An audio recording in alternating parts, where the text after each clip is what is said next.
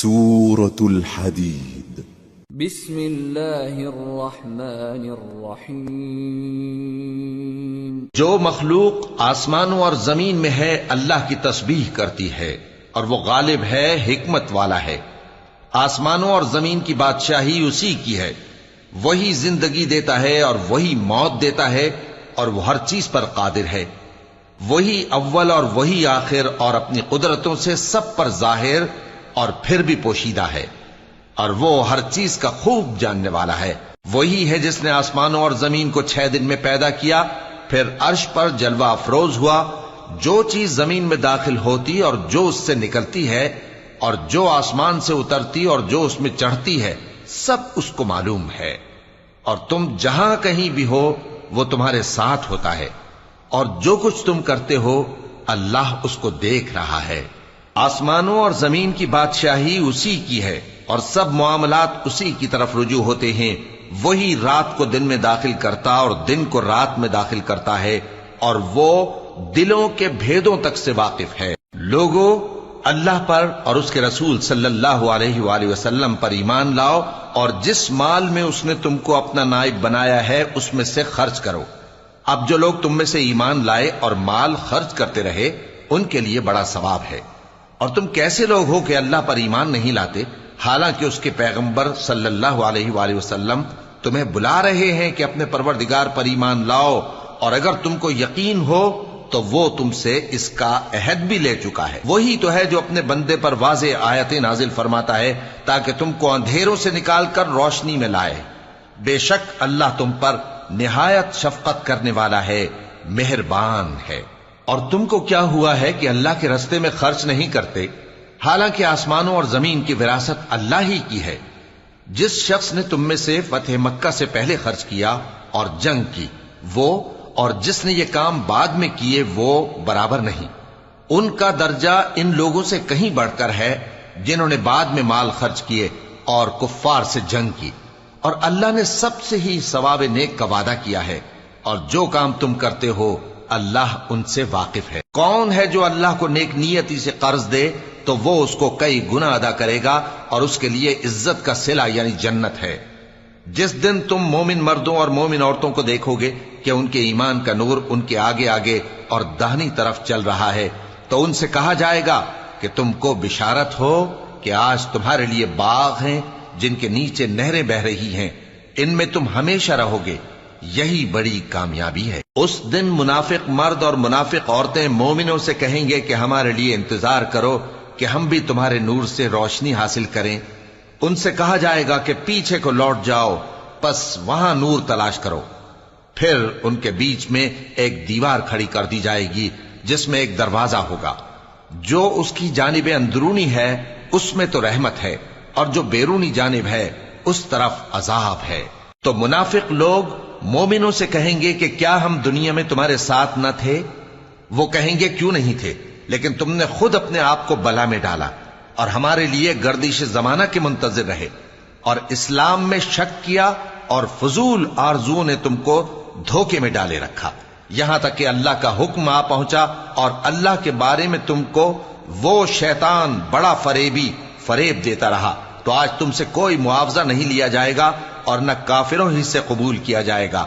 تم سب کا ٹھکانہ دوزخ ہے کہ وہی تمہارے لائق ہے، اور وہ بری جگہ ہے۔ کیا ابھی تک مومنوں کے لیے اس کا وقت نہیں آیا کہ اللہ کی یاد کرنے کے وقت اور قرآن جو حق کی طرف سے نازل ہوا ہے اس کے سننے کے وقت ان کے دل نرم ہو جائیں، اور وہ ان لوگوں کی طرح نہ ہو جائیں جن کو ان سے پہلے کتابیں دی گئی تھیں، پھر ان پر طویل عرصہ گزر گیا تو ان کے دل سخت ہو گئے، اور ان میں سے اکثر نافرمان ہیں۔ جان رکھو کہ اللہ ہی زمین کو اس کے مرنے کے بعد زندہ کرتا ہے۔ ہم نے اپنی نشانیاں تم سے کھول کھول کر بیان کر دی ہیں تاکہ تم سمجھو۔ جو لوگ خیرات کرنے والے ہیں، مرد بھی اور عورتیں بھی، اور اللہ کو نیک نیتی سے قرض دیتے ہیں، ان کو کئی گنا ادا کیا جائے گا اور ان کے لیے عزت کا صلہ ہے۔ اور جو لوگ اللہ اور اس کے پیغمبروں پر ایمان لائے، یہی اپنے پروردگار کے نزدیک صدیق اور شہید ہیں۔ ان کے لیے ان کے اعمال کا صلہ ہوگا اور ان کے ایمان کی روشنی بھی ہوگی۔ جن لوگوں نے کفر کیا اور ہماری آیتوں کو جھٹلایا، وہی اہل دوزخ ہیں۔ جان رکھو کہ دنیا کی زندگی محض کھیل اور تماشا اور زینت و آرائش اور تمہارے آپس میں فخر و ستائش اور مال و اولاد کی ایک دوسرے سے زیادہ طلب و خواہش ہے۔ اس کی مثال ایسی ہے جیسے بارش کہ اس سے اگنے والی کھیتی کسانوں کو بھری لگتی ہے، پھر وہ کھیتی خوب زور پر آتی ہے، پھر اے دیکھنے والے تو اس کو دیکھتا ہے کہ پک کر زرد پڑ جاتی ہے، پھر چورا چورا ہو جاتی ہے۔ اور آخرت میں کافروں کے لیے عذاب شدید اور مومنوں کے لیے اللہ کی طرف سے بخشش اور خوشنودی ہے۔ اور دنیا کی زندگی تو دھوکے کا سامان ہے۔ بندو اپنے پروردگار کی بخشش کی طرف اور جنت کی طرف لپکو جس کا عرض آسمان اور زمین کے عرض کا سا ہے، اور وہ ان لوگوں کے لیے تیار کی گئی ہے جو اللہ پر اور اس کے پیغمبروں پر ایمان لائے ہیں۔